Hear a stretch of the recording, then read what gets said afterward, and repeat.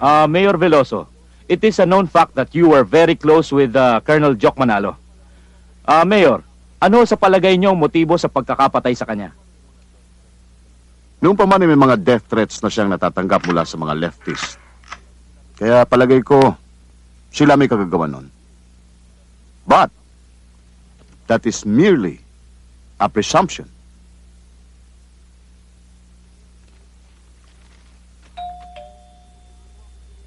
Menang, Po. tignan mo nga kung sino yung nasa pinto. Opo. Mas kapanipaniwala ang bagong anggulong yan, Senador. Tiyak, magkasama si Pareño at Adriano sa grupong kalaban na